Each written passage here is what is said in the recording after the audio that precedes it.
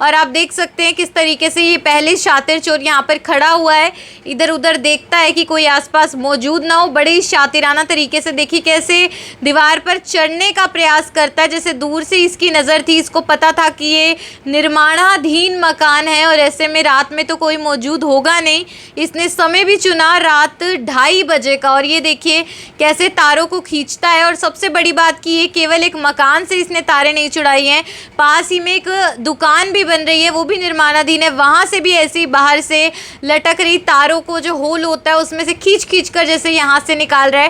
एक बार फिर से चोरों के हौसले बुलंद हो जाते। एक चोर आधी रात को निर्माणाधीन मकान रिहायशी इलाके के बीचों बीच दाखिल होता है और कॉपर की तारों को काट कर एक कट्टे में डालकर फरार हो जाता है। सिर्फ एक घर से नहीं, एक सामने स्थित दुकान से भी उसने कॉपर की तारें खींच कर काट कर चुराई हैं। अपने साथ तमाम औजार लेकर आया था। जी सर, कहाँ से क्या क्या लेकर गया है चोर? ये ऐसे था जी, हमारी अपना मोटरें हैं 3 फेज़ की और हमारा कंस्ट्रक्शन का वर्क है, और जो भी हमारा जैसे कोई काम नहीं है तो हम सारा सामान घर ले आते हैं। तो यहाँ से वो सारी वायरिंग काट के, कम से कम भी 6 बंडल थे, यहाँ से काट के ले गया।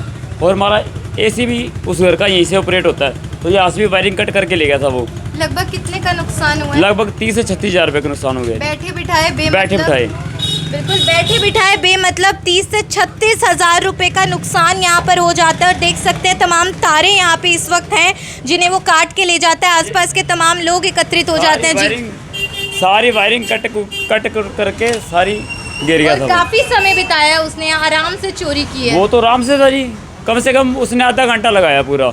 और अगर खुदा ना खासा वो दूसरे घर में चला जाता, कोई वॉशरूम जा रहा है, लेडीज़ कुछ जा रही है, वो कुछ भी कर सकता था। और देखने से ऐसे लगता है शायद उसको पता था यहाँ कंस्ट्रक्शन चल रही है, कोई मौजूद नहीं होगा। उससे एक्चुअली क्या होता है कि जो चोर होता है जी, होशियार ही होता है, उसको पता है कुछ ना कुछ तो मिल ही जाएगा। अब उसको हाथ लग गया है 36 हज़ार का। पर मेरी ये अपील है करनाल वासियों से, अगर किसी भी मेंबर को या किसी रिश्तेदार को, किसी को भी पता लगता है इस चोर के बारे में, मैं उसको 21 रुपये का इनाम दूंगा, वो हमें उसका पता बताए।